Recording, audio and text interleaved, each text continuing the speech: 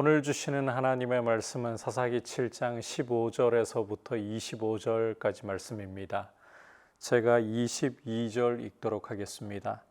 300명이 나팔을 불 때에 여호와께서 그 온 진영에서 친구끼리 칼로 치게 하심으로 적군이 도망하여 스레라의 벳시다에 이르고 또 답밭에 가까운 아벨 무홀라의 경계에 이르렀으며. 아멘. 오늘 우리가 함께 살펴볼 말씀은 15절에서도 보듯이 기드온이 그 꿈과 해몽하는 말을 듣고 라는 시점에서부터 출발하고 있습니다. 하나님께서 3만 2천여 명의 장정들 가운데에서 300명만 남기고 모두 집으로 돌려보내셨죠. 사람이 너무 많으면 미디안과 싸워서 이길 때에 내 손이 이렇게 승리를 거두었다 자랑할까 봐 하나님께서 그와 같은 자랑을 막으시기 위해 오직 하나님이 이스라엘을 미디안으로부터 구원해내시는 전능자이심을 보여주시기 위해 300명만을 남기셨습니다. 하지만 우리 인생이란 눈앞에 보이는 현실 앞에서 참 좌절하기 쉽습니다. 꼴랑 300명의 장정을 데리고 미디안 13만을 어떻게 맞선단 말입니까? 그래서 하나님께서는 부라라는 사람을 데리고 적 진영으로, 미디안 진영으로 내려가 보라. 거기에서 기드온은 놀라운 사건을 하나 경험합니다. 분명히 적군입니다. 적군이 꿈에 보리떡 하나가 굴러와서 미디안 진영을 엎어버리는 해석이 더 놀라워요. 그 옆에 친구 적군이 이것은 기드온의 칼이라. 여호와께서 기드온에게 미디안을 격파하게 하셨다. 이런 해몽을 한 겁니다. 지금까지 두려움에 사로잡혀 있었던 기드온이었습니다. 그런데 15절을 보시면 기드온이 그 꿈과 해몽하는 말을 듣고 경배하며 하나님께 경배했다. 자신을 큰 용사라고 불러주시고 이스라엘을 구원하러 보내신다라고 하셨던 하나님께서 양털로 시험할 때에도 확증을 주셨고 또 이제 놀랍게도 적군의 입을 통해서 기드온을 통해 여호와께서 이스라엘을 미디안에서 구원하실 것을, 미디안을 격파하게 하실 것을 말하게 하셨단 말이에요. 이 증거를 받고 보니까 이제 기드온은 두려움에서 확신으로 나아가는 거예요. 그래서 하나님 앞에 경배하고는 이제 이스라엘 진영으로 돌아와서 300명의 용사들에게 담대히 외치는 겁니다. 일어나라, 여호와께서 미디안과 그 모든 진영을 너희 손에 넘겨주셨다. 여기에는 두려움이 없어요. 주저함이 없어요. 확신으로 가득 차 있는 겁니다. 그래서 이제 16절부터 22절까지를 보시면 기드온이 이 300명의 단 300명의 용사를 데리고서는 미디안 진영에서 파수꾼들을 교대한 그 시점에 나팔을 불고 손에 가졌던 항아리를 부수고 왼손에 횃불을 들고 외치기를 여호와와 기드온의 칼이다. 그러니까 미디안 진영이 난리가 나버리는 겁니다. 이 미디안 진영이 난리가 나는데 중요한 것은 22절에 보면 여호와께서 그 온 진영에서 친구끼리 칼로 치게 하시매. 미디안 군대가 서로를 죽이는 거예요. 하나님께서 이렇게 미디안 진영을 혼돈을 주심으로 말미암아 미디안 진영은 스스로 자멸하는 것입니다. 300명이 일당 100, 1000, 만 이래서가 아니라 하나님이 미디안 진영을 혼란케 하시고 자멸하도록 만들어 버리시는 거죠. 하나님의 능력, 하나님의 역사인 거예요. 하나님 앞에 순종하려고 할 때, 연약함 속에서도 순종하려고 할 때 하나님은 그 연약함을 도와주시고 이렇게 위대한 역사를 기드온을 통해서 이루신다는 것입니다.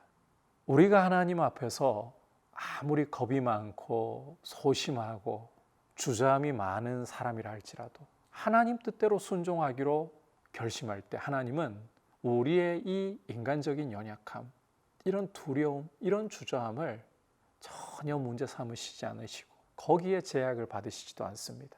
오히려 두려움에서, 주저함에서, 소심함에서 용기로 확신으로 나아가도록 증거를 주시고 도와주시고 하나님의 권능의 손길로 인도하시고 역사하시는 줄 믿습니다. 그래서 하나님 말씀 앞에 우리 자신을 순종으로 드리려고 하는 이 태도가 하나님의 영광과 하나님의 말씀의 승리를 볼 수 있는 위대한 통로가 된다.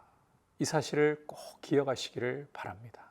자, 이제 23절부터 25절까지를 보시면 이렇게 승기를 잡고 난 후에 이제 이스라엘 사람들이 계속해서 미디안을 추격을 하는데 여기 주목해 볼 것은 부름을 받고 납달리와 아셀과 온 므낫세에서부터 부름을 받고 그리고 24절에서는 기드온이 사자를 보내서 에브라임 온 산지로 두루 다니게 하면서 이렇게 사람들을 동원하는 거죠. 내려와서 미디안을 치고 그들을 앞질러 벳바라와 요단강에 이르는 수로를 점령하라. 그러니까 이 에브라임 사람들이 나와서 전쟁에 참여하고 미디안의 두 방백, 두 지도자인 오렙과 스앱을 사로잡아서 오렙은 오렙 바위에서 스앱은 스앱 포도주 틀에서 죽이고는 그 머리를 기드온에게 가져왔다. 자, 전장에서 하나님께서 300명만 남겨놓고 다 돌려보내셨잖아요. 이것은 이스라엘의 손이 힘이 있어서 능이 있어서 하는 것이 아니라 여호와께서 이스라엘의 구원이 되신다. 이걸 보여주시기 위함이었죠. 이 사실이 드러난 후에는 이제는 하나님의 백성이 하나님의 싸움에 참여하는 게 당연한 일이에요. 함께라는 게 참 중요한 거예요. 우리가 앞서 드보라와 바락의 노래에서도 보았지만 메로스는 저주를 받을지어다. 여호와의 싸움에 참여하지 않았기 때문에, 여호와의 싸움에 함께 돕지 않았기 때문에, 하나님의 백성의 이 싸움에 방관하고 있는 것은 하나님 백성의 도리가 아닙니다. 승기를 잡고 하나님이 이스라엘의 구원자이시다라는 사실이 드러난 후에는 이제는 하나님의 백성이 함께 참여해서 이 싸움에서 함께 하나님을 위하는 모습이 중요하다는 거예요. 그래서 기드온은 이 사람들을 동원하고 있는 거죠. 하나님을 못 믿어서가 아니라 이미 승기를 잡은 싸움에 하나님의 백성이 참여하여서 함께 이 거룩한 일을 이루어 가야 한다.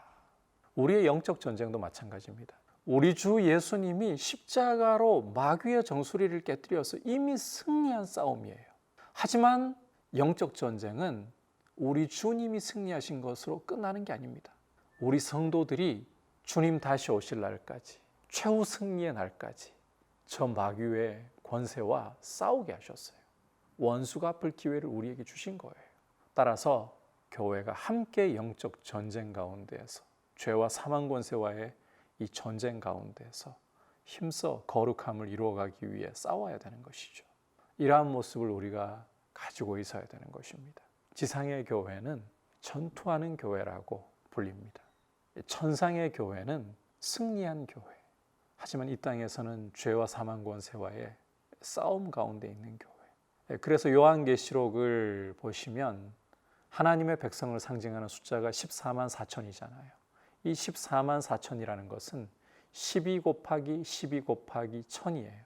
앞에 12는 구약 이스라엘로 대표되는 구약의 교회, 그리고 뒤에 12는 신약의 12사도들로 대표되는 신약의 교회, 오고 오는 교회. 그래서 이 구약과 신약의 모든 교회를 상징하는 게 12, 12. 거기에 이 1000이라는 것은 군대의 숫자입니다.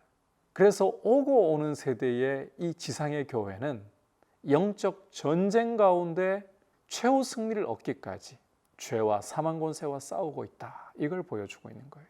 거룩함을 이루기 위해서 교회는 싸워야 하는 것입니다. 사람과 싸우는 것이 아니라 저 정사와 권세와 어둠의 세상 주관자들과 하늘의 악한 영들을 상대하여 전신갑주를 취하고 말씀의 검으로서 싸우는 것입니다.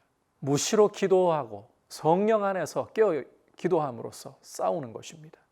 이것이 교회의 모습이어야 한다. 이 점을 꼭 기억할 수 있기를 축복합니다. 기억하십시오. 하나님의 말씀 앞에 순종하고자 할 때 우리의 연약함, 우리의 소심함, 우리의 두려움 문제가 안 됩니다. 하나님은 우리를 도와주셔서 소심함에서 용기로, 두려움에서 확신으로 나아가게 하시는, 우리를 도우시는 우리 구원의 하나님이십니다. 이 하나님을 의지하고 믿음의 싸움을 힘써 싸우며 최후 승리를 얻기까지 달려갈 수 있기를 축복합니다. 기도하겠습니다. 하나님 아버지, 기도원을 통해서 보듯이 우리의 연약함과 우리의 소심함과 우리의 두려움이 문제가 아니라 하나님 앞에 순종하려고 하는가, 이 태도야말로 참 중요하다는 것 보았습니다. 아버지, 말씀 앞에, 주님 앞에 순종하려는 중심을 가지고 우리 자신을 드릴 수 있게 도와주시고, 무엇보다 우리가 전투하는 교회로서 최후 승리를 얻기까지 죄와 사망 권세와 힘써 싸울 수 있도록 인도하여 주옵소서. 예수님의 이름으로 기도드립니다. 아멘.